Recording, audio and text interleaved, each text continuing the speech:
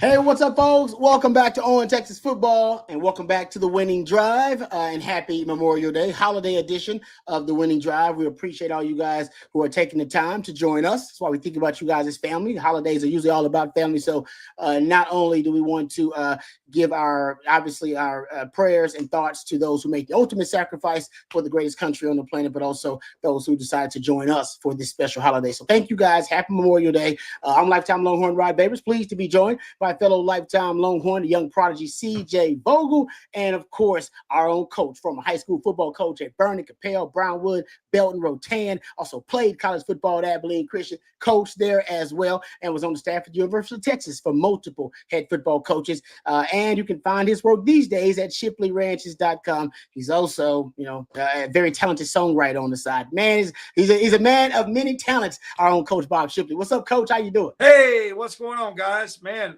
loving this weather. We got a little break in the weather. At least we have out here in West Texas, big country area.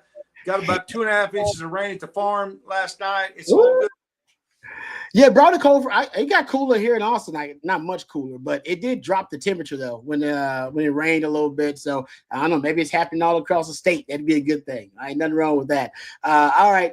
So you guys know how it works. You guys can drive the show, the Winning Drive, in any direction you want to. Coach Jackson said Coach Jackson had a great interview. He did.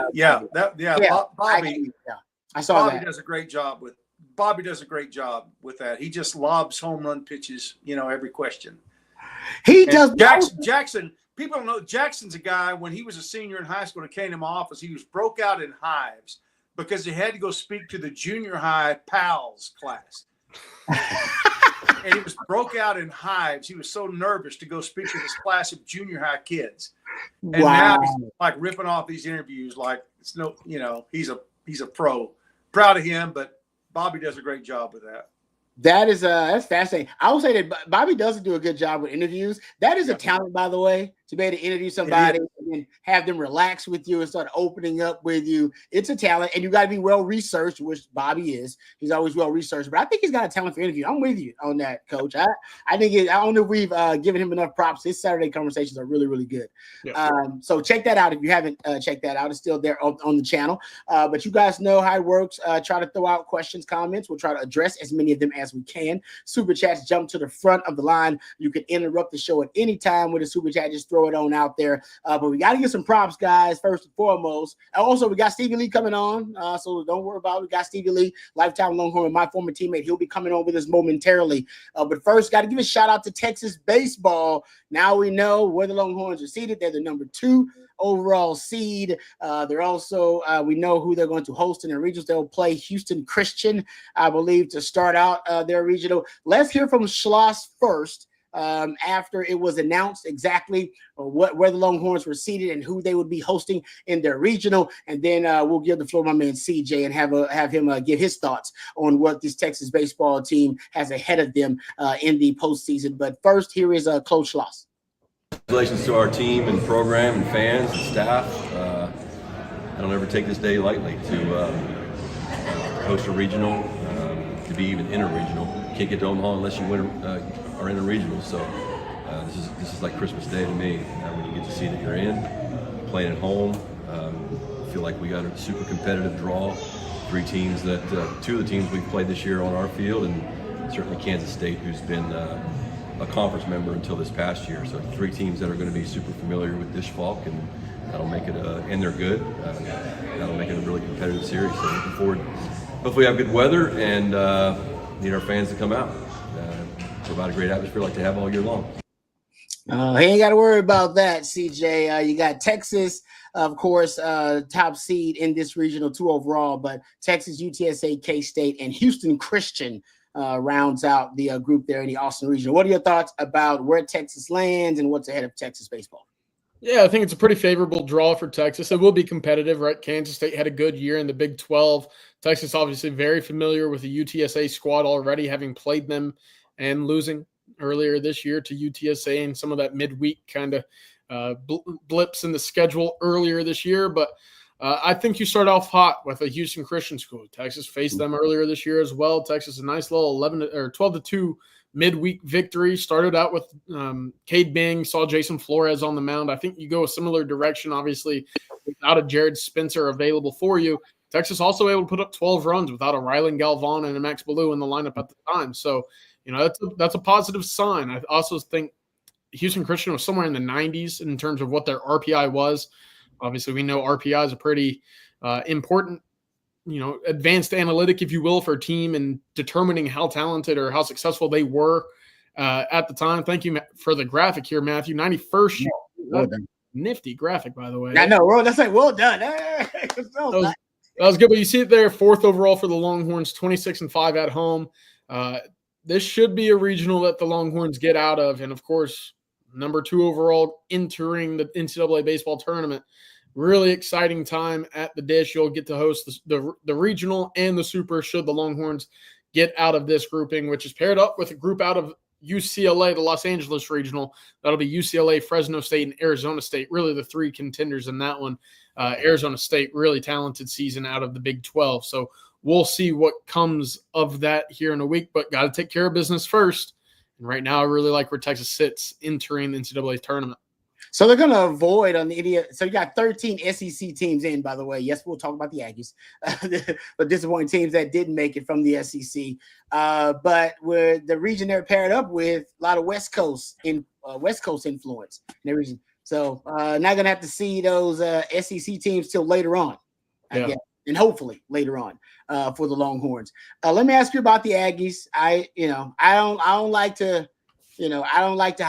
really like to disrespect the Aggies just for enjoyment, like a lot of Longhorn fans do. But it does feel like it is worth addressing the fact that they were preseason number 1, and it is official now. They didn't make the tournament. Does it historically? I mean, is it his greatest disappointment? I should throw out there how you want to phrase it in college baseball history. Is that what we're talking about here, CJ, with the Aggies this past season? It's in the conversation. And, I don't say that, harshly to be rude, but it just matter-of-factly is, right? You're the undisputed number 1 team coming back. You return everybody in a lineup that was an out away from winning the national championship a year ago. You built your program and your staff around the retention of your lineup, which Texas has seen in the past. That's not the way that you want to go about it. Here you see it from Baseball America. A&M misses the tournament, and they weren't one of the first 4 teams out, and they weren't one of the first 4 teams next out. So that means they were 9, 10, 11, 12. They were down the list when it comes to the next team to make the tournament. They didn't miss it just by a hair is what I'm trying to get at. Yeah. You see it there, the first preseason number 1 overall to miss the tournament since 1991. We've also talked about it on shows earlier in the spring, but also the fastest a number 1 preseason overall team has fallen out of the rankings. They made a strong push in the SEC tournament with 2 wins there, but it just simply is, matter-of-factly speaking, one of the biggest disappointments we've seen in recent college baseball history. That Dave Chappelle little gif over there just got me rolling. But do you think that they move on from their coach? He won't get to – I know some Aggie fans were upset because he won't talk to the media, and they don't know when the next time that'll be. Do you think they move on? Is that the word on the street, or are they going to stick with Early? Yeah, what's funny is that's a little foreshadowing of earlier in the year as well, when A&M told reporters at the time that players weren't going to speak to the media after losses. So you lose the biggest moment of your season, and you kind of get to hide into the depths of the offseason. Must be nice, but look, any other year, I would say Michael Early's probably gone at Texas A&M, because again, at A&M, say of them what you want, but prideful bunch, especially in a sport like baseball, where they feel like they should be contending on a national level. They're prideful. This was a big hit to the ego. I absolutely would have found a way to got a new coach, a new searching staff in place. But you also got to imagine that cloud of a Jimbo Fisher and what you have to pay to him is going to seriously handcuff what A&M could be able to do with their head coach in the baseball side of things. And I have to imagine that he's coming back for 2025, 2026. Yeah, Arrow Kids 27 says Texas said Early is 100% back next season. I did see the graphic also about the severance spending from the Aggies. We addressed that a couple of weeks ago, and they are far and away the leader in severance spending for fired coaches in the SEC. I mean, you're talking about double and triple what most teams are spending in the SEC on severance spending. So that would make frugal sense for the Aggies to decide, hey, you know what? Let's keep them around and see if one more year that, we can have a better product out there. All right. Thank you, CJ, for that. We appreciate it. Oh, yeah. Thank you. Look at it. Matthew is owning today. Matthew is usually in holidays, people like to mail it in. Matthew is not mailing it in on this holiday edition of the Winning Drive. Appreciate it. Yeah, there you go. I mean, that is in a nutshell. See, I mean, you want to be hired by the Aggies because they'll just fire you and just pay you good money. I mean, there ain't nothing wrong with that. 27 million. That's crazy. Man, coach, you might have to get back in coaching. I know you can't coach for the Aggies, but hey, they spending some money over there, man. You are so bad. We're going to pay you billions of dollars not to come back. I know. It's crazy, isn't it? But hey, let's don't crow too loud. We're number 3 on the list. Yeah, at a quarter of the price. Yeah, true. I was a coach. I wouldn't even pay attention. That's true. But it's so far down. Like the difference between 27.5. Yeah. Oh my goodness. That's wild. But yeah, that's why I always said I should have won the coaching. I tell my wife all the time, I should have won the coaching. And because if I could have made it up to the highest levels, even if I was bad, somebody would have hired me and fired me for more money that I've made in its industry since I've been doing it. So I mean, that's why coaching, it does pay. You can be bad and still end up rich. There you go. Ain't nothing wrong with that. All right. Let's dive into my man, Stevie Lee. We appreciate Stevie Lee joining us each and every Monday, courtesy of our friends over at Hardgrove Roofing, my former teammate and a lifetime Longhorn. We appreciate Stevie Lee joining us each and every Monday. Stevie, first of all, happy Memorial Day. And how was your holiday weekend? Holiday week. I mean, I'm trying to rest right now. Saturday was my daughter's high school graduation, and y'all know how that goes. Everybody come to town, all the family and stuff. I love to see you come, but I love to see you go too. So you just made them to do it. I had a lot of fun with them, but it was like, hey, all right, see y'all later, bye. So it's all good. That is good. That's a new saying, man. You gave me one last week too. That's a new one. I like that. Yeah. You said the other one was last week about your wife. Is like I'm half something about being right. Most of the time, I'm not all the way wrong. I'm not all the way wrong. That's another good. I know good Stevieism. He's good Stevieism. Yeah. I'm not all the way wrong. All right. Let me ask you about this because we were talking about this when it happened, when they unanimously decided to change the college football playoff format to go to straight seeding. I don't know if you heard about this. Straight seeding instead of the power conferences, get automatic qualifiers and that kind of stuff. They're just going to rank it in straight seeding. Do you have a problem with the previous playoff format? And do you have a problem with, number one, expansion of the playoffs, because that's also inevitable, but also the new format of just straight seeding the teams? And if they did that, Texas would have been, I think they would have been third last season, somewhere around. We would have been third last season. If it was a straight seeding, we would have been third, is what you're saying? And you would have got a bye. Yeah. Yeah. I don't think we all the way know what we don't know. You know what I'm saying? Like it was different last year where we had to play Wyoming, a lot of people thought that we were going to walk through Wyoming, and we didn't, right? So I don't know. I think I liked what they're doing right now, but also in the back of my mind, is it too early to change it, right? Like we only did this format for 1 year, correct? No, they're doing it in the future. They're going to do straight seeding. Yeah. Oh, but not next year. The 12-team format that they just had? Yeah. No, so you saying they're changing it to what? Straight seeding as opposed to the previous format. I believe after this 26. Okay. So I don't know, man. We're all trying to figure it out right now, you know. Yeah. But in the same breath, man, somebody's gonna bitch at the end of the day, you know. Oh, yeah. That first one out is gonna be upset, and we're gonna try to figure out a way to change it. But I think that we find a solution and stick with it, you know. Yeah, no, I'm with you. I just want to get your thoughts about it because they keep changing. They're going to change it again. By the way, there's already discussion that Yeah. we can do something else to tweak it, give it probably a little bit more leniency to the power conference. And I don't know if we say they're power four. There really aren't power four. There aren't 4 power conferences. They're just 2. We really need to stop using that term, the power four. There's only 2 power conferences, guys.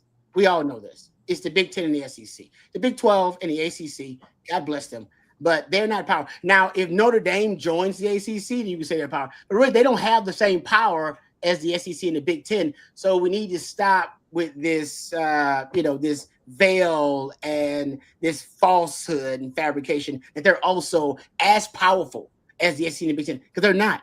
But let me push back on you a little bit, man. Let's not be prisoners of the moment, right? Because the ACC can turn it all around and be a really good conference. I mean, remember, Miami's down there, right? I don't disagree with that. Yeah. Miami's down there, and then let's see what Bill Belichick does with North Carolina, right? If he sticks around long enough. Okay. Yeah. You gonna bet on Bill? If his girlfriend let him stick around long enough. So I mean, ACC can turn it around, man. No, I don't disagree with that. I don't disagree. But it's just that I'm not saying that they don't have boom. I'm not saying they don't have any power. I'm just saying when we say power four, it's just like the Pac-12, the former Pac-12. They didn't have any real power at the time. Yeah. But I do think the Big 12 and the ACC have more stability, so I'm not trying to disrespect them. But in terms of the power players who are making the decisions and who have all the leverage, that's the Big 10 and the SEC. But I do agree about the ACC. If Clemson could be really good this year, if Miami is good again, they need kind of consistency with their blue bloods. And Miami's a blue blood. If you look at it, Clemson's kind of a new blood. I don't know if you can consider them old school blue blood, but they're a new blood. They're going to establish themselves in a new era of college football. Gotcha. But to me, the blue bloods determine power status. And that's why the Big 12, who's the blue blood? They ain't got no blue blood. How you going to say you're a power conference? You ain't got no blue blood. Blue blood is old money. The blue blood is the old money of college football. That's basically, nobody wants to talk about it. That's all it is. It's old money. Who's got old money? Old money go a long way. Miami got old money. Who? Miami? Yes, I'm saying. Like, that's the Big 12. The Big 12 ain't got no blue blood. Who the blue bloods in the Big 12? K-State. Oh, Lord. Really? That's no blue blood. No. T-Boone Pickens. Old money. Oklahoma State. T-Boone Pickens passed away. That was your. The T-Boone Pickens Foundation is still out there giving money. T-Boone, when T-Boone was there, the guy who became a billionaire, lost it all, then got $1 billion again. That kind of dude, that's a sugar daddy. They ain't got nobody over there like that. That dude, T-Boone Pickens was a player. He would have got Oklahoma State in the SEC or the Big Ten. He got that kind of money. What about the new billionaire from Texas Tech? That's a good one. Yeah, Texas Tech. And you're right. That is some old money though. Because that's West Texas. That's old money. But they're not a power though. They're not power in football. Like they didn't win enough. They got the resources. That's obvious. But they haven't. We got to win enough too. Can't just have resources. Got to win enough. And Houston has so much money down there. They just need somebody to tap into their program. For Tita, he got a sugar daddy. Yeah. You gotta have sugar daddies in the modern day. Golly. Yeah, got some sugar daddies too. Who your sugar daddy? T-Boone Pickens was a straight up sugar daddy. He was down. He was like, I'll spend. Miami's got a bunch of sugar daddies. Remember that dude got in trouble? What's that dude down there that got in trouble? Nevin Shapiro. Shady name. Never trust a guy with a shady name. Nevin Shapiro. What's that guy name that met at USC that got in trouble? Was it Lloyd Lake and was it Ronnie Peoples or who was his name? He was at a shady name. All these guys who get in trouble in college football, they're behind the scenes, but prior to NIL, they all had shady names. What's the guy at SMU? What's his name? Sherwood Blunt. Yeah. Dude, if a guy comes up to you, his name is Sherwood Blunt, he's shady. All right. You can trust the shady name. His name is Sherwood Blunt. I think the people that took VY for some of his money, wasn't his name like I think it was named like Major Adams, something crazy. It was some weird name.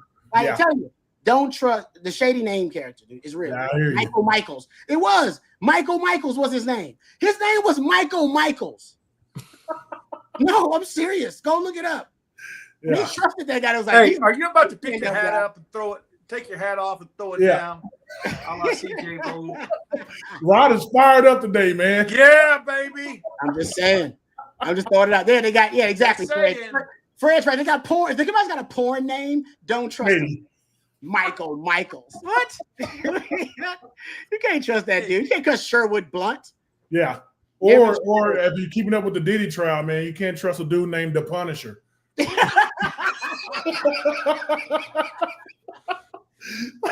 I'll take that for face value. Yeah. All right. Yeah, we are off the rails. Sorry, it's a holiday. Yeah. Okay, see, there you go. Hey, can we get the CJ gift with the Heisman pose? That's what I like. The Heisman. That's one of my favorite random gifts is that Matthew came up with. I don't know if Coach, can you see the Heisman? Oh yeah. That is. Yeah, no doubt. Okay, let me ask you about this because we know in the upcoming Olympics that they're gonna have flag football. It's the thing. And I bet if your girls were young enough, because flag football is about to be in high schools. They're about to have this. It's already getting approved to be at the high school level, and not really for guys. It's for the ladies. This is the NFL. The NFL won't say it, but this is the NFL's candy cigarette. Mm-hmm. All right. They basically want more women to love football, and they figure basically soccer moms and moms don't love football because they know how dangerous it is. But if we can get the young girls to love it, preteens, they'll love it when they become women. And they'll let their sons play it. Like they won't tell you that, but I'm telling you that. All right. That's their plan. And their big plan is get flag football international, which they've been doing. Now it's in the Olympics. So the big money paid off. And then once you get it international, basically at the high school level, they'll start to approve it for women and for guys. But most of the guys are going to play actual, contact football. So the NFL is already halfway where they want to be. But anyway, I digress. The question is this, because now the NFL has approved that their players can participate in flag football in the Olympics. But there's a pushback because there are people who've been playing flag football like professionally. And that's like what they do. They're professional flag footballs. They're like the best in the world at it. Their flag football games being played all around the world. NFL is like funding this stuff, but these people play it professionally. But now it's going to be at the Olympic level. Do you think that the NFL players would be the best option? Because now there's a debate about who's the best option to represent the USA. Is it actually the NFL players who play basically an entirely different sport? You probably have seen 7-on-7. 7-on-7 in real football ain't even the same damn sport. It ain't. It's two different sports. This is closer to 7-on-7 than it is to actual football.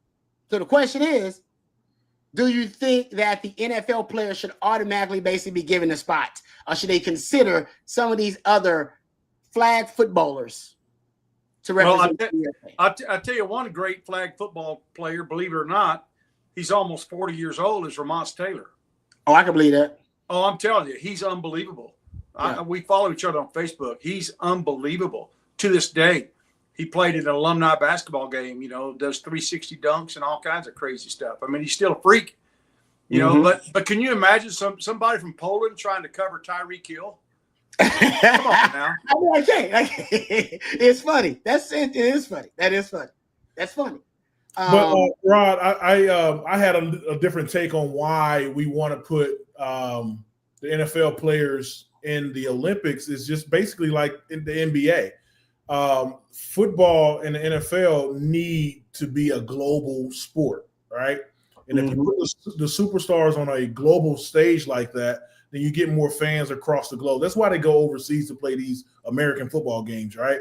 They're trying to get global eyes on it. So if we can have, and for lack of better words, these guys that are playing actual flag football are basically no names right now, right? Like we don't know who they are. No. So we need the big splash of a Tyreek Hill playing in the Olympics, right? For everyone to get global eyes on this sport, because this is exactly what the NBA did with letting their NBA players go and play overseas, and everyone now it's a global sport. You got players from what like Luka and all those. All the MVPs are foreign-born players. Exactly. And so if we want the league to be better, we got to pull talent from across the globe and not just from the U.S. And that's my whole argument about LeBron and Michael Jordan argument. Jordan played against people that were from Detroit and the hoods of the U.S. Mm-hmm. LeBron playing against people from the global talent pool. So the NBA is much better because it's a global league. The NFL is not global yet, but this is the first step of getting it to be a global league. Agreed. Yeah. It's a good sport to try to go. And what the NBA does better than anybody, the helmets, even though you need it for protection, they hurt your marketability, hurt your ability to market your players. Nobody knows how the hell they look. All right. Yeah. Now, that dude's big enough. You're like, oh, that dude's big. He must play in the NFL. But you don't know necessarily how every NFL players look. Basketball players are more recognizable around the globe. This will also help the recognizable thing, right? Help them be a little bit more recognizable when it's like, oh, I know how Tyreek Hill looks. He was in the Olympics. I know how this guy looks because the helmet on, it hurts that ability to market yourself. So I love that women are getting into it, man, because if I see a girl in the back of the end zone mossing a one-hand catch, dude, that's beauty. And then they put it in slow motion and I love that, man. For the girl dads like us, like, listen, I know you get your boys like the Shipley boys. You're like, all right, I already know you playing wide out, DB, whatever it is. Hey, I didn't have the opportunity, but I already know, baby girl, in the flag football game, she about to be a beast. She's about to be a beast. We getting a scholarship in flag football. I'm already telling y'all right now, I'm calling my shot, coach. I'm calling my shot. She's going to be a cold DB and going to be nice out there with the footwork and the routes. Yep. And I'm go and follow Philip Geiger, his daughter, Katana. She is playing flag football, and boy, when she runs, she got a mean look on her face. Oh, she is ready to go. She's taking them down, man. And she plays co-ed, so she's making these little boys. What? Yeah, man. Yeah. Okay. Hey, I got to tell you a story. I got to tell you a story about that. My oldest daughter, Shelby, would have been a beast. She had like my body with my boy's speed, and she has my hands. All right, she got big old man hands. She reaches up there and grab it all the time. They play a flag football game. They used to in Coppell. Every spring they play a flag football game at a middle school, and it's not school authorized or anything like that. They go to a middle school, and the principal at that middle school used to be a high school coach, and she would leave the gates open to the field. And I'm talking about the whole stadium, the whole field is just surrounded by people, and it's senior girls playing junior girls out there. Wow. And I mean, it is all about war. You remember the strength coach for the Cowboys? I don't remember his first name. Jurassic was it? Yeah, that does. Yeah. Right. Anyway, so his daughter was a junior, and my daughter was a senior. They're playing each other, and I mean, they're just going at it. And my daughter's catching these balls, and she just lowers her shoulder. I mean, it was tackle football. There were no flags. Nobody brought any flags. It was tackle football with no equipment on. And Jurassic's daughter grabs my daughter by her ponytail and yanks her down. She catches up to her and grabs her by her ponytail and yanks her down to the ground. I mean, it was on. I mean, everybody was going crazy. It was unbelievable. If my daughter Shelby could have been, if she would have been of age to be, instead of having 4 kids, she'd be playing football right now. She was a beast. It sounds like the winning drive. Sounds like the running drive should make up a league right now, man. Make a lot of man. I'm telling you, hey, don't get me started. Joe Jurassic, coach. Joe Jurassic, I think was his name. Joe Jurassic, that's right. I think he just passed away recently, actually. You are probably right about that, coach. Yes, actually, yes, you're right. Sorry about that, coach. Yeah, you are right. I just saw the article. Yeah. But that's I mean, I think it's a great idea actually. I'm sure the NFL is doing it for selfish reasons, but I think it's good to make flag football more of a mainstream thing. Not so ladies can play it, but there are guys out there who don't want to play contact football. Go play flag football. It's helping the game. It's just football is football. Ball is ball. Yeah. All right. Sorry about that, Stevie. We talked about all kind of random stuff. Anybody else have any questions other than the random stuff we talked about here with Stevie today? Hey, Stevie, the latest rankings came out by some publication, I think, that Rod sent me today. Actually, it was SEC opponents talking about SEC teams, stating that the Longhorns probably have the best defensive line in the 25 season in the country. What are your thoughts on that? Oh, I believe it. There was a kid I saw on Instagram just the other day. Shoot, I forgot his name. I'm sorry, but anyway, they look good, man. They got the build of a fast, strong defensive line. Now, putting them in the right position, we remain to see that. But track record, PK is putting them in the right position to be successful. So they look good right now, and I can't wait for two-a-days to start. In fact, Tori told me to come out there and watch him work out. I might do that, but it's getting too hot out there, man. I don't do that no more. I sell real estate inside. So, but no, they look good. They look the part. I think we need to stay out of 6th Street, out of the clubs out there, So, but other than that, I think that Torrey Beckton is going to get these guys ready for the season, man. But I'm it's an upside to me. I believe it. They rank very, very high with me. Yeah, it's all about what are the D tackles they brought in, right? It's I think Cole Brevard and Murad Watson are probably my favorites that they brought in. But Alex January is a name to really keep in mind. If he takes a step, because the homegrown tackles that Texas brought in have been really good. The guys who have just kind of been in the system, in the strength and conditioning program, and been developed by the coaches.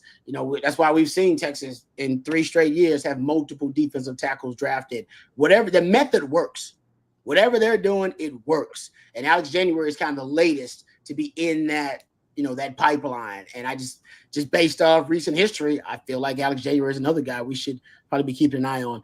Stevie, thank you very much for the time. Yeah, no problem. It's Justice Terry. Justice Terry is what I saw on Instagram, man. He just with his shirt off. Yeah. Dude just yoked up, man. Yeah. Yoked up. Man, I was like, that's a University of Texas defensive tackle right there. Defensive tackles, they look different than when you played, Stevie. Yeah, man. I had a little belly back then, so you had a belly back then, and then you don't now? I had a see. You didn't hear what I said, Coach. I said I had a little belly back then. Little. Yeah. It's a big belly now. Man, words matter. Yeah. Good word. I was not trying to instigate them, but I said they do. I think they all just look different. D tackles look different than when I played. I remember Casey Hampton, Stevie Lee. You know what I mean? Big show right. They were different. Now they've slimmed down a little bit. You know what I mean? Slimmed down. What I like about then is I knew my job, right? I knew that I was going to plug the hole and let DJ go make $100 million. So I was going to be in the A gap or the 3 technique, and I was going to pull that guard down with me, and I was going to put my butt into that tackle so my linebackers can run. I knew that was my role, and I knew that's what I was going to do, to let them run and roam and make all the flashy plays. Mm-hmm. And when it came down to short yardage, elbows bent and go submarine. I don't know why they don't teach this with the tush push. If I was a coach, the tush push wouldn't work on my team. I mean, all you do is get underneath and just keep driving and let the linebackers clean up the top. But anyway. Hey, Stevie, how about a linebacker doing a tush push on a defensive tackle? Yeah, man. If they can do it, we can do it. You know what I'm saying? So I would figure this thing out, because I love head to head. And I'm a little off because I was doing it all the time. So head to head, push. Football is always going to be football, man. I mean, it starts with the defensive line and the offensive line. So let's push each other. And you're right, Coach. Let's get the linebackers back there and let the safeties come over the top and pop this quarterback in the head. Play action, drop him back, and yeah. Okay, all right, CJ. We ain't talking about all that, man. Damn, it's not 707, bro. We talking about hard-nosed, smash mouth football right now, CJ. He got to go. fancy pants over here. I have no idea what this smash mouth football is. Clearly, Stevie. Honestly, Sark is likely to do what CJ said, though. I like the way you think, CJ. I like that a lot. That's good. That's how Sark is thinking. Sark go between. He'll go between the legs, snap, end and around on a 3rd and 1 and a 4th and 1. Sark kind of thinks like CJ, man. He wants to be spectacular, whatever the decision is. And this is exactly why I sell real estate and don't coach, because CJ just broke me down in one sentence, bro. I'm gonna go back to sell real estate, man. Y'all keep doing this. All right, Stevie, thank you for the time, man. We appreciate it. And sorry we kept you so long, but it was too much fun. It's all Thank good. you, Stevie. All right, thanks, Stevie. Stevie. That is a lifetime logo, Stevie Lee, my former teammate. Always a good time. We appreciate our friends at Hardgrove Roofing for bringing us a lifetime logo, Stevie Lee. HardgroveRoofing.com if you actually need any roof inspections or there's anything going on with your roof. Don't try to DIY that. Leave it to the professionals at Hardgrove Roofing. Offices all over Texas, Louisiana, and Arkansas. That's HardgroveRoofing.com. Give them a call, 512-645-3202. They actually are offering a free roof inspection today. If you want to reach out to our friends at Hardgrove Roofing, we really appreciate their ongoing support of On Texas football. All right, actually, so we're talking about the flag football thing. I got a couple of questions related to that, and I want to get back to the article that Coach just referenced. What about college players playing flag football in Olympics? Is that a no-go because of NIL now? It's like these guys are on a contract. Scared, nobody will even consider that. That's not even a thing. Amateurism's dead. We're not doing that. Is that a no-go? I would think so, but I would also think these NFL teams would have that same, like, don't do anything crazy, right? There's all sort of language and contracts where, kids that sign these NFL deals, you can't ride dirt bikes, you can't really skateboard, you probably shouldn't be able to go play pickup basketball in the park. I would be a little bit shocked if, going out and playing, full 7-on-7 high-level competitive football is going to be greenlit by a lot of teams, but I understand it's the Olympics. It's once in a lifetime for a lot of these guys, so there will be the pushback. I'm sure the Players Association will work to fight for that to be an option for a lot of these guys, but you don't have that in college. You don't have that luxury. And with a lot of these guys and how dependent they are for an Olympic-level guy, for him to be risked at any point to miss time in the fall on a Saturday, I would think some of these athletic directors, conference coordinators, media TV rights, I would think they'd all say, yo, let's keep these to professionals. We got to make sure that our product remains pretty high. Let me ask you this, Coach, because CB put out a good question related to the conversation we're having about flag football and the proliferation of it now into the Olympics. Who should the QB for the USA flag football team be? Yeah, that's one of the comments I wanted to make is that, I think NFL quarterbacks, not only that, but maybe even, Aaron Rodgers type guys that are on the twilight of their career that still, can make plays and things like that. But, really, if you're a big time NFL player, I mean, it's a little bit different in basketball. You can still get hurt playing basketball, but it's exactly the same sport. This is different. And like I said, I don't want to pick on Poland. Let's don't pick on Poland. Let's pick on China. You got a guy, and he has a chance to, he takes a cheap shot on, say, Tyreek Hill or whatever, tears an ACL, gives him neck injury, whatever. I mean, it's a little bit, it's a different beast. And also the Summer Olympics wound up, they're in the latter part of July. And maybe, I don't think they go into August, but it goes all the way through July. I don't know for sure when training camps start, but that's pretty close. August, not much recovery time from a lot of games that you would have to play. I think, I think let those flag football guys have their time.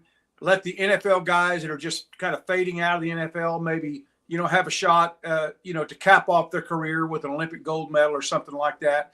But a guy in his prime in the NFL, I think you wait, because a guy that's so the average, what is it, Rod? You talk about it all the time. 4 years. What's the average? 3.5 years. Yeah. So you're still in your 20s. You can go play in the Olympics. But even if you're an all-pro, you're looking at 10 years max, really. I mean, you ain't going to have many guys play, more than that. So there's still enough gas in the tank to go out and play, in the Olympic 7-on-7 and still be a game changer, I think, over, other countries. But I don't know how it's going to shake out, but it's going to be fun to watch. And it is different. It's different when you're avoiding a tackle as you're avoiding somebody trying to get your flag. It's totally different. It really is. But the quarterback, I don't see a lot of difference in the quarterback. I mean, quarterback doesn't have the rush. They've got a timer. If they do it like normal 7-on-7 does, like in high school, you've got a timer. You've got to get rid of it a certain 4 seconds or whatever. I think it's perfect for quarterbacks. I don't see a problem with quarterbacks doing it because they have zero chance of getting hit. And, if they got hurt, it'd be a freak accident. Yeah. No, it'll be interesting to see if the NFL puts any pressure on. Because I do think the NFL is trying to promote the sport internationally, globalize it. William tuned in from Poland right now. Thanks for the love, Coach. That's great. Well, that's good. But yeah, it's interesting to see because I know the NFL, they want it not. It's a two-pronged approach for them. They want to globalize the sport. That increases revenue, right? Because right now they're kind of landlocked with their revenue. It's just the continental United States, and they're missing out on billions of revenue because it's not an international sport. They want to change that, and they also, one of their biggest issue is they want women to love the sport more. Period. That they just need soccer moms are just that. They know football's a dangerous sport, and my mom didn't let me play football until I got to 7th grade. Like literally would not allow it. Like I remember Jordan didn't play till 7th grade. Yeah, like I remember her and my dad having little arguments about it. She was like, "No, he would not play until 7th grade," and that was just the reality of it. I played in the street, played football in the street, whatever. Yeah, to Coach's point, I played tackle. This is kind of football we played in the street. Way more dangerous than the football my mom wouldn't let me play. We played football in the street and we played tackle on the grass. All right, and you play touch on the cement. So that's basically what we play, and we make up our own boundaries or whatever. And I'll just say this: my mom ain't gonna like that. I told y'all this. I got knocked out cold one time, like literally out. I was carried home by my friends. Put him in the wagon, we'll carry him. Dude, I was carried home by my friends. Literally, I was knocked out. I woke up breathing. He's good. I woke up in my got a pulse. He's good. They didn't want to take me. They leave at the front porch, ring the doorbell, and run off. No, they were there hanging around. I remember because they were like, "We didn't want to take you in, man, because we didn't want to get cussed out by your mama." He's like, "Yeah, I was all gonna get cussed out by my mama." But anyway, it was a deep ball. Cars parked in the street on the side. Throw a deep ball. I'm tracking a deep ball. No regard, not even paying any attention to the car parked on the side. Oh. I'm running like this, tracking the ball. Gentleman ran smack into a parked car. Boom. At full speed. Knocked myself clean out. Had to be carried to the driveway.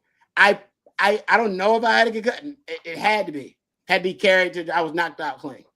Like I think that's like when I kind of eased up on playing street ball as much. Yeah, the rest of the group running their own routes turned around. I was like, what happened? The guy that saw was like, Rod just got hit by a truck. I wanted to throw it deep. I was like, throw it deep, baby. Throw it deep. Throw it deep. Yeah. Oh, keep going. Keep going. Yeah, I'm blaming my friend Kurt because he's the one that launched it like that for no reason. All right. Enough about flag football. Appreciate you guys in the conversation. Rick says I want whatever Rod's been drinking. No, listen, I have been drinking. All right. I'm just hyped up. I don't know why it's a random show. We're off the rails. It's the holiday edition. So I am gonna have a drink after this though, Rick. No. All right. Let's get to the conversation because Coach referenced it. And I want to get to it. So Athlon Sports every year, they do an article about coaches speaking on other programs within their conference, and they do it anonymously. And they talk about this anonymous coach has this to say about whatever program.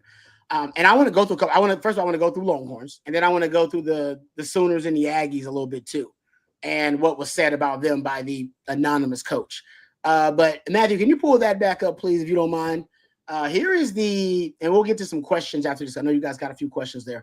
But here's what the anonymous coach had to say about Texas. Right now, the belief is that Arch Manning will elevate the offense immediately and you can expect a much more dynamic scheme from Sark. This kid is a legit Heisman level package. Provided he produces at that level, the offense will be even better. They're stacked with talent. They could have one of the best defensive lines, the point that coach is broken out. Could have one of the best defensive lines in the country. They have next level pass rushers and the size and physicality to win against the run. This program is one of the most effectively run in terms of personnel, NIL, and the new era of the sport. If Manning blows up and goes to the league next year, this is still the program to chase. They're professionalizing in a way other programs aren't. All right. Thoughts, gentlemen, on what they had to say? The D-line thing is interesting. I to say that they might have the best D-line in college football, that's a hell of a statement, because I do think there's question marks, just uncertainty inside, but they brought in so many reinforcements and so much support, and I think they do have a contingency plan there. But on the edges, there's no doubt. I mean, I kind of did the research on my own. I don't know if there's a better edge room than what Texas has. If there is, there aren't many. I mean, there may be one, maybe two in the country that say there are two programs in the country that have a better edge defender situation than what Texas has right now. So you start there, and I guess you can kind of fill in the blanks. But CJ, I'll throw it to you first. What are your thoughts about what's said here? I think that last sentence is the one that really stands out to me. They're professionalizing in a way other programs are not. Now, what does professionalizing mean? Well, for me, it's all about the marriage of money and football. And now in college football, it's the marriage of money, football, and education, right? Texas just put up a 3.31 GPA for the team. That's the highest in school history. Texas back-to-back college football playoffs. We talk about the appearances, the draft, the production, etc. We know all about it. And Rod, we've echoed this on the show for well over a year now. When Texas wins on the field and they produce these guys into the NFL, how do you recruit against? How do you look at Texas as an opposing school or a rival and say my product or my education or my school is better? And I don't know how you can do that, right? Texas is right on the cusp of becoming the premier school in all of the country for football. And what's interesting is, and it's one of those things that you hear in professional sports all the time. Yeah, we came together. We sought out the better good for the team. We wanted to win. We everybody made our own sacrifices, and we strove for greatness, right? Well, that's tough in college, right? Making those sacrifices, that's a tough thing to do because you've not yet made it to a point where you have a lot to sacrifice, right? Everybody's hungry to get to that next meal, that next stage in their career that provides a little bit more steak on the plate. So that to me is really interesting. We talk about the culture in Austin, the locker room, Moncrief, the coaching staff, whatever it is. For these guys to buy in and kind of believe that they are a part of an NFL level organization, I think that shows up, right? This is a job now. You get paid big bucks to come in, perform on the field, go to your classes, fulfill your NIL obligations, because that's another part of it. I kind of liken it to, in your contract, a lot of these guys in the NFL have to go showcase or go to the team outings, right? The rookies got to go to the child's hospital. They got to go out to a mini putt, all sorts of little things like that. That's very much what they got to do now in Austin because of NIL. So yeah, the next step for Texas is to win a national championship, but everything along those lines mirrors that exactly of that at the NFL level. Coach, what are your thoughts about the statement? You obviously talked about the defensive line, part of this, where they talk about it being the best in the country stood out to you. Anything else stood out to you about this anonymous coach? I think this is a great summary of what's going on in Austin right now. Personally, I can't argue with any of it. I think it's, the fact that, even if Manning goes to the league for some reason, we've got, that room is a good room. It's a great room if we can hang on to what we have right now. I was wondering this is how my crazy mind works. I wonder how many of these anonymous guys were Lane Kiffin, because he doesn't mind. He doesn't have to be anonymous. He'll put his name on it. He doesn't care. Yeah. He just tweeted out. Yeah, he'll just tweet it out. It doesn't matter. The guy, I love the guy just because he's real. I mean, he's not hiding behind a facade. He's just, that's who he is, And if you don't like it, he doesn't give a rip. he'll date co-eds. He'll do what he don't care. And he's a hell of a ball coach. Like, even with him being as I don't know, controversial, I guess, as you want to say, Lane Kiffin has been, he still gets hired for jobs and big time jobs. Even though, Lane Kiffin's got embarrassing stuff going back to Al Davis. All right. And yet he will still hire him because he's a good ball coach. He's right? brilliant. Yeah. You know what you're gonna get with Lane Kiffin. You're gonna get you'll get an explosive offense. I did the research actually, guys, and I went to look for we actually did. I did a Sunday school about it. About the best architects of explosivity in college football, right? The offensive minds that generate the most explosive plays on offense. Because Sark is in that conversation. Because Texas led the country in 20+ yard plays this past season. They were top 10 in 2023. And so I was like, man, I wonder how many coordinators out there, or at least offensive minds, play callers, have been able to brag about having, consecutive seasons being in the top 10 in producing explosive plays. And I'll kind of save you the breakdown, but who's number one on the list? Sark is tied for number 2 with Lincoln Riley. You know who's number 1 on the list? Lane freaking Kiffin. In the last 6, if you go all the way back in like the last 6 years, I believe he's had an explosive, top 10 explosive offense in 5 out of the last 6. I think going back to FAU, different quarterbacks, throw Jackson Dart on there, it didn't matter. That's how good he is at, generating explosive plays, or at least being able to, orchestrate these explosive offenses. And so he does a really good job. So that's my respect for Lane Kiffin. I didn't even realize Lane Kiffin was going to be the guy that was number 1 on that list. Not what I expected, but that's how good he's been in that situation. So let me can we get to the Oklahoma? Oh, there you go. Lane Kiffin. What's that? Oh, he freeze. I'm not a fool. I think we've got to go bowl game. The pressure to win. What is that? Lane Kiffin. Oh, wow. Lane Kiffin reposted. Yeah, Lane Kiffin likes to do a lot of wild stuff. Yeah, he doesn't care. I agree with Coach. I don't think he hides behind anonymous quotes. I think Lane, he wants to get it out there. He likes to stir the pot. Likes to stir the pot a little bit. Matthew, would you mind? Could you pull up the Oklahoma quote there in the anonymous coaches? So I can talk about where they think the Sooners are in their transition into the SEC. The quote here from the anonymous coach about the Sooners. It's a hot seat situation for sure. They're banking on an instant impact from Ben Arbuckle and John Mateer, the way Vanderbilt brought in New Mexico State coach quarterback combo. That could happen. Their receivers were non-existent last year, but a lot of that was injury. They should bounce back and give Mateer some options. Normally, it's not a great idea when a head coach goes back to play calling, but hey, Brent Venables was one of the best in the nation at it when he was at Clemson. He wants to have more control over what he knows. It's a huge gamble that Mateer can come in and immediately acclimate to playing against the defenses in the league. We'll see if he can do it, because that's what will determine this staff's future. So the last statement, I think, is that's Oklahoma's season in a nutshell, right? John Mateer, there's no doubt. He was the quarterback of one of the best offenses in the country at Washington State. I believe they were top 10 explosive play rate.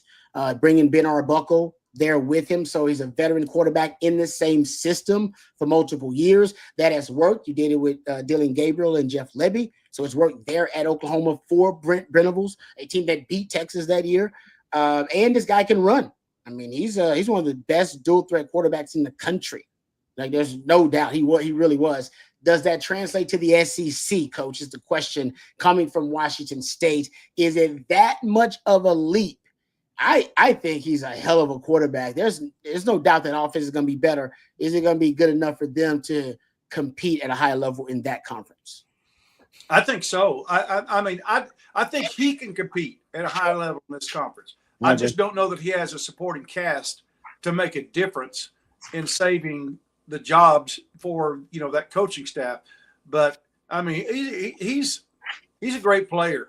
He's a guy that honestly I didn't know a lot about until he transferred to Oklahoma, and the research I've done on him.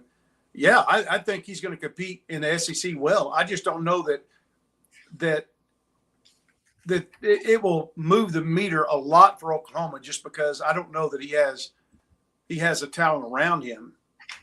But, a dual threat guy, I always said, it's like having 12 players on offense. It's really hard to defend. Yeah. Coach, you mentioned, will they have enough around them? The article also mentions that their wide receivers are non-existent. And a lot of that was to injuries, but, they also had a lot of departures this year, right? Nick Anderson was a big one. You had a couple go more to the portal. Was it Bauer Sharp, the tight end, ends up going to LSU. And they've replaced a lot of what was some pretty highly recruited 4- and 5-star level wide receivers and guys that they added out of the portal themselves, like a Deion Burks, right? He's still at Oklahoma, but they've replaced a lot of that for this upcoming season with guys from pretty low levels of football. Now they were very productive there, but you talk about the jump from Mateer, from Washington State to facing SEC level defenses. The rest of that offense having to make similar level jumps, I think it's going to be very interesting. Will they be able to do that immediately? Because, look, Brent Venables, let's be honest, is not in a position where he can stomach a loss or two where he should have been able to win that game, right? His back's against the wall pretty heavily this year. So, look, wide receivers from Arkansas Pine Bluff, wide receiver from Southern Illinois. You got another one coming in from Arkansas. That was their third option. Is that enough to elevate that weapons core to really build a potent offense in the SEC? We'll have to see. But I like Mateer. That offensive line also needs to take a step forward because that was not a very good unit last year. Yeah. No, I'm with you. But John Mateer, I mean, I said he's impressive, but I don't know the support, how strong the supporting cast is.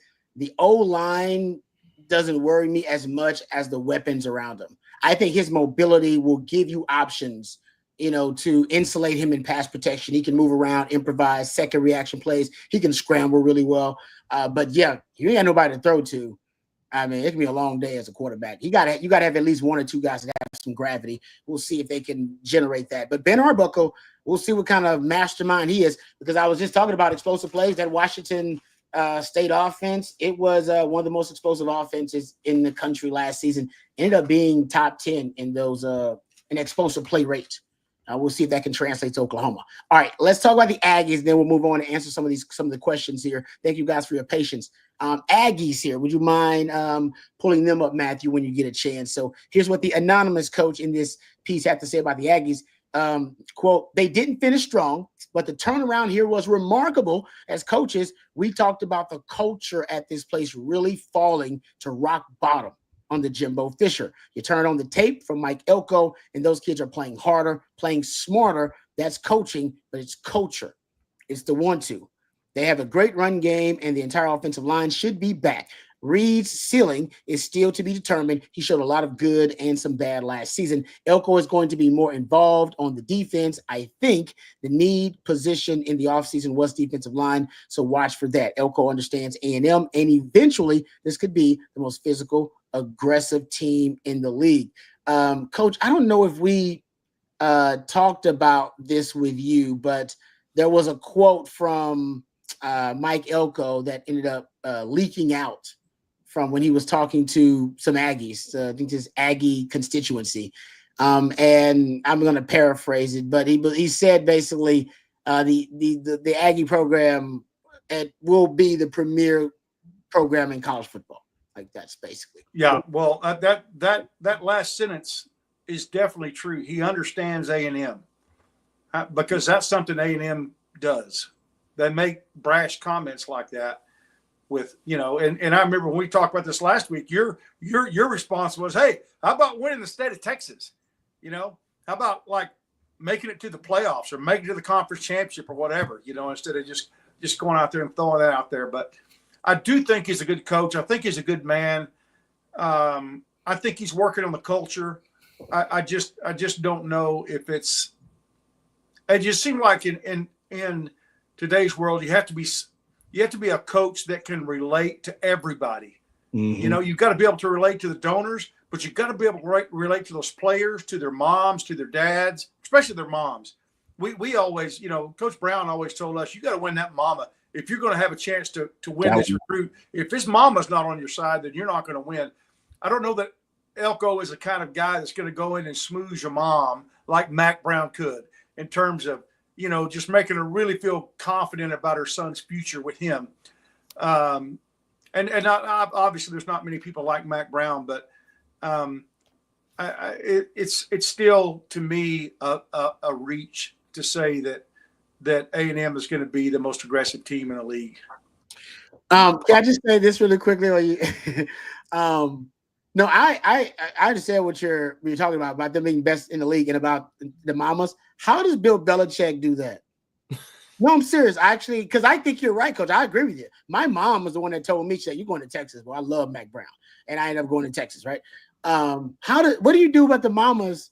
How do mamas approach the Bill Belichick situation? Seriously, how do you walk into a living room and man? I don't know. Somebody said the other day that something's going to be undefeated in North Carolina. I don't think it's going to be the football team. Hey, it always has been, always will be. Oh, now just in Tar Heel blue. I'm with you on that, man. I don't know. I mean, obviously his reputation from the NFL and being a championship and developing players to get ready for the league is what's going to sell these mamas. It's sure not going to be bringing his wife in. Miss Sally was a part of everything. Oh, Miss yeah. Sally made cookies for the team when they're trying. Yep. I mean, she was a big part of that program, a huge Yep. part.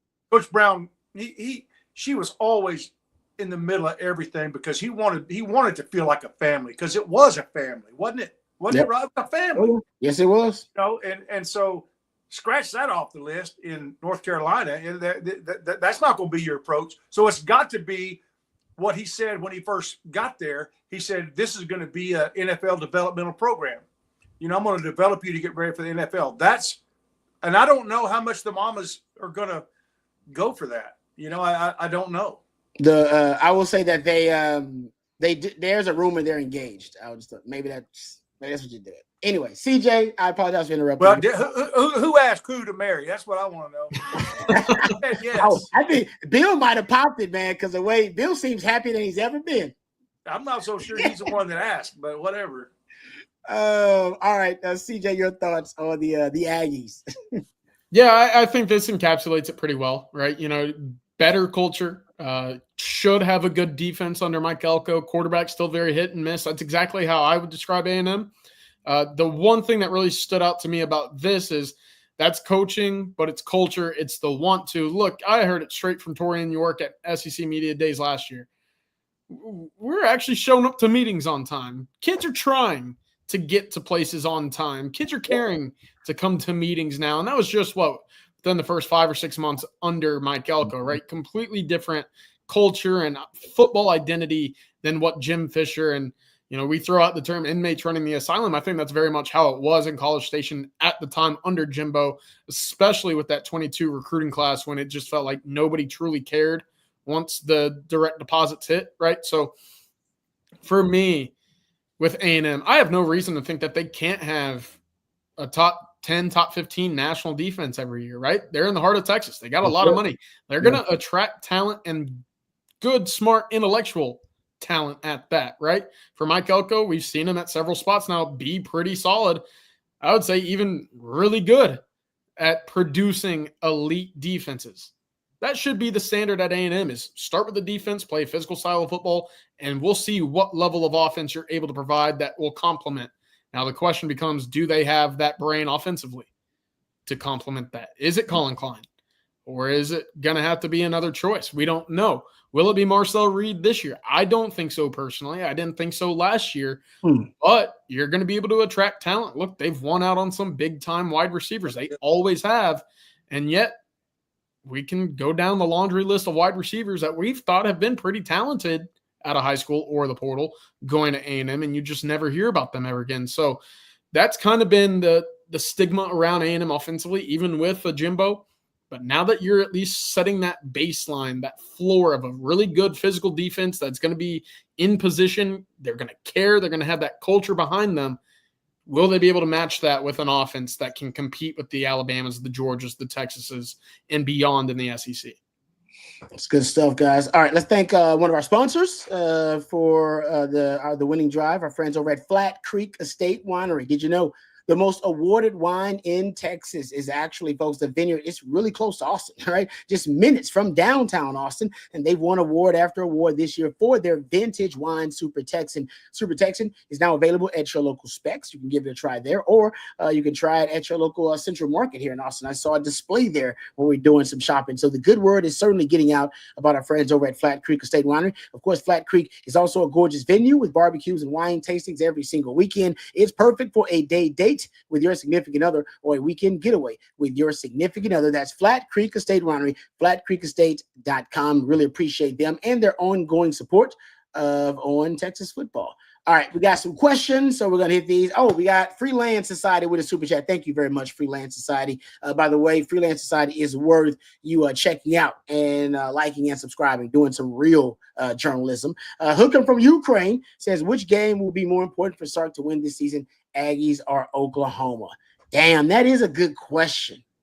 That is a good. Last year, I said it was the Aggie game was more important to win.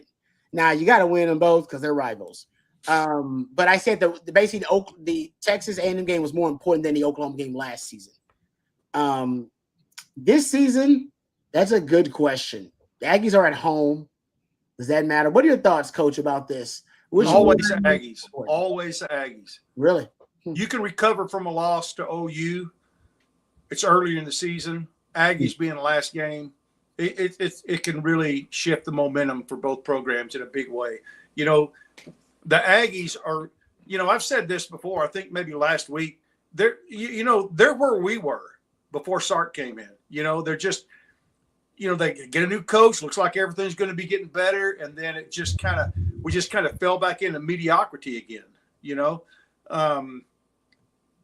That's right where we were. And I think that you can't give them a leg up. You cannot give them any breathing room in this series, in my opinion, in this rivalry. You've got to beat them. They're going to be a bigger recruiting challenge than OU is, in my mind. That's true. And so, and again, it's the last game before you go play for the conference championship or whatever. And, you know, if we're fortunate enough to do that, I think it's always going to be the Aggies. That's the most important game between those two rivals in my mind.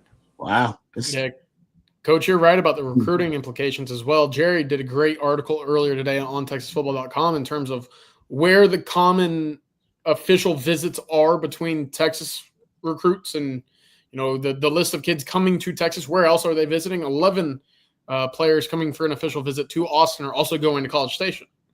Well, only 6 are going to Oklahoma. And I say this also is you don't want a coach early in their tenure to get a leg up on you, right? And year 2 for Elko, I know Texas went in there, and as I mentioned, A&M put up a good fight defensively, but offensively didn't score a point. That's kind of the issue with A&M. If you allow that to happen and you allow A&M to get that win on you in Austin, that sets some momentum for Mike Elko's tenure. Okay, now I can compete because my offense has had that full offseason. My starter's been through a full offseason as the guy. The minute I just got my pieces together offensively, yeah, of course we can beat Texas. You don't want that to happen. Texas also saw that with Venables. With that year, you know, things really fell into place for Dylan Gabriel. Since then, Texas has 2 30-point wins against Oklahoma. On top of that, I think one program's trending down while the other's kind of trending up. So does that matter as well? I think so. I think you'd like to stymie some of that momentum for A&M, who know, Texas fans probably won't like hearing this, but I do think this is a program that's going to be really competitive this year. And for the long run, you'd like to, if that momentum's going up in any direction, you'd like to have that stop immediately. So A&M's my answer as well.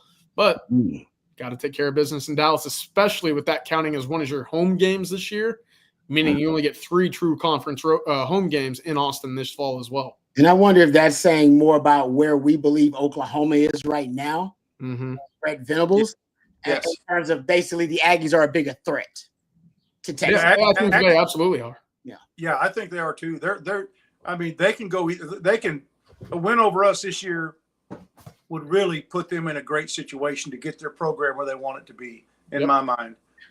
And they only have 3 Texas recruits in their 26 class. What, they got 11 players in their 26 class? I believe it's 3 players from the state of Texas. I know I heard some Aggies talking about that, and someone brought it up in the chat yesterday, I believe. That's interesting, though. This shows you that Elko wants a nationalized footprint in recruiting. As the Aggies do have a brand that can do that, by the way.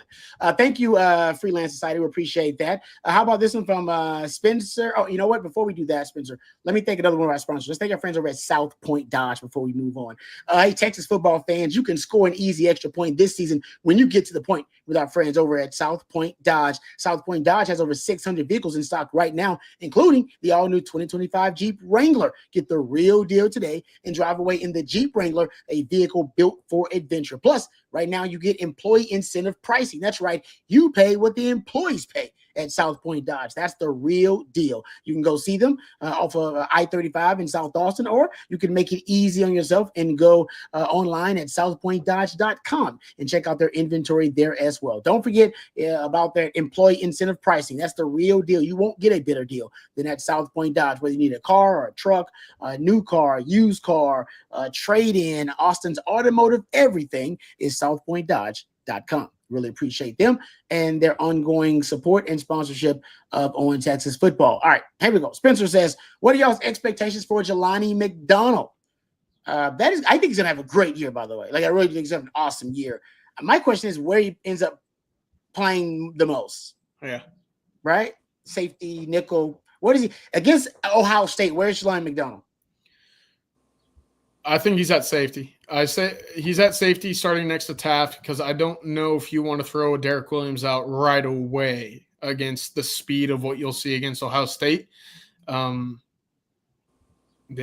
really like Jelani. I like him more towards the box, kind of running that alley as well. But Rod, tell me if I'm wrong here, but I think you go back to that cover 3 look against Ohio State and you have Michael Taft as your deep center fielder. You kind of just say, hey, both cornerbacks just get out. Don't let anything over the top of you. And, you play it from there. But I like Jelani a lot this year. I think he's going to be a full-time starter. I do. I agree. I think he's one of the guys to earn the trust of the coaches to start. What are your thoughts about Jelani McDonald, Coach? I think he starts at safety. I agree with CJ on that too. Yeah, I agree with y'all. I think that's a great take, CJ. Again, I hate to sound repetitive, but it just goes back to the style of athletes that they're recruiting back there. They're recruiting such versatile athletes. It doesn't really matter where Jelani plays. He's going to be a difference maker in my mind wherever he lines up. But I do like him playing the alley, just like CJ said. I think that fits him. But he will be on the field starting somewhere. He's just, I just love the idea of going out and recruiting these versatile DBs that can play multiple positions. You're just out. There are no walls to the box. The box is flat. Mm-hmm. You can do anything you want to do with those guys. You don't put them in a box and say, this is what you are. How do you fit? How does your skill set fit into our scheme and what we want to do this season? And especially an interchangeable spot, nickel and safety, or, they're different, but a guy like Jelani could play either one. Yeah. No, I agree. And I'm with you, Coach. I think that's the next stage of evolution for the defense is versatility we're all over the defense, actually. Defensive line that play multiple position, linebackers who can play on the edge as well as off ball, and DBs who can play multiple positions too. All right, good question there, Spencer. Appreciate it. How about this one? This is a good one too. Roger, OTF, did Texas join the SEC at the right time, or do you think they should have joined the SEC earlier in the 2000s or 2010s? Right, I'm gonna go right time. CDC was in place. The Holy Trinity was in place at the time. You had CDC, Kevin L. Tife as well. The BBs were. I know Hartzell's gone, but he was part of that group too. You had the BBs back in the box. 2000, now when Mac was here and the BBs were back in the box then, maybe, yeah, that would have been a bad time to do it. I did not want to go in the 2010s. Nope. I'm with it. If Texas had joined right after that 2009 national championship, there's probably good reason to think that Texas actually would have been current day Nebraska, right? Yeah. And that's tough because you do have that SEC logo patch on you. You probably would have been a little bit closer some head-to-heads with A&M, but who's to say that the leadership of the football program, the leadership of the university would have steered you in the right direction We now know that to be the case at Texas with Sarkisian, with Alconte, with Eltaff, right? As you mentioned, Rod. So you either get in right at the heart of the 2000s or you wait to when you did. And fortunately for Texas, things are looking really open in the SEC, right? Nick Saban no longer at Alabama. Kirby Smart still kind of finicking around with his quarterback recruiting. I know that they just got 2 really talented guys, but are they going to be ready for this year or next year? We'll have to wait and see. And then, look, there's no Urban Meyer at Florida. You don't have – well, you really do have one of the least successful LSU coaches in recent memory in terms of each one in the last 25 years has won a national title, except for Brian Kelly. So, yeah, great spot to join. And Oklahoma's down. So, hey, if you're Texas, you couldn't have drawn it any better for the Longhorns right now. Just really quick, one stat before we get out of here. Greg Harvey, who does is Between the Numbs on the Twitterverse. He's a statistician. He put this stat out there earlier today. Said schools all time to win a college football bowl game, make the women's basketball Final Four, make the men's basketball NCAA tournament, and make the softball World Series, and the baseball NCAA tournament in one single academic year. To achieve all of those things, he said, it's happened 3 times, Texas twice in 2024-25 and in 2002-2003 at Texas, and then 01-02 at Oklahoma. He said that's it. Yeah, so you either join when you did right now or you join in 03-04. Exactly. Yeah, you join the dawn of the Mac era, or you join right now and they made the right decision. All right, so thank you for that question. Thank you all. One more sponsor we need to thank. Our friends over at Vaughn Lane before we end today's program. Now, you've got to get to all the major cities in the state of Texas. You got to get to Austin. You got to get to DFW. Got to get to Houston. Got to get to San Antonio, whether it's business or whether it's visiting family. We all got to make those trips, right? And it's a bit of a toss-up, right? Do you deal with the airport chaos with flights being delayed and all the inconveniences of the airport these days? Or do you brace yourself for hours behind the wheel, battling traffic and burning a day of productivity, dealing with road rage? Well, now there's a third option, and it's better in every way, folks. It is Vaughn Lane. I've taken it several times to Houston, to DFW on business, and taken it to visit family. I love it. My wife's a big fan of it.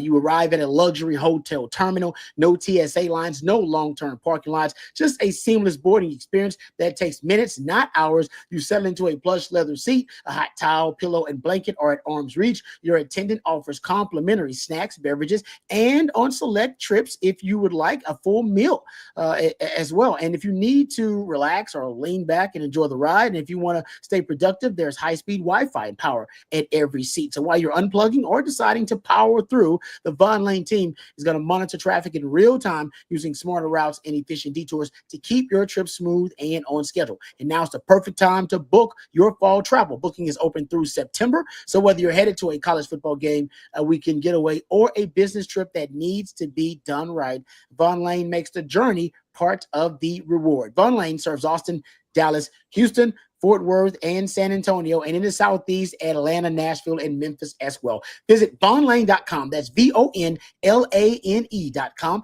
Use the code OTF25, and you'll save $20 off your first ride with our friends at Vaughn Lane. That's Vaughn Lane, elevated regional bus transportation. Thank you very much to Vaughn Lane, and we appreciate their ongoing support of On Texas Football.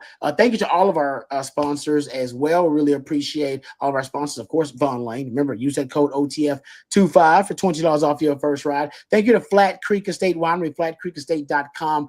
Thank you as well to South Point Dodge, southpointdodge.com. And thank you as well to Stevie Lee, courtesy of our good friends at Hard Grove Roofing at hardgroveroofing.com. CJ, appreciate all of your knowledge. Coach, thank you as well for the wisdom and the levity. It's always a great time. Matthew, behind the scenes, thank you, because you're the real MVP, brother.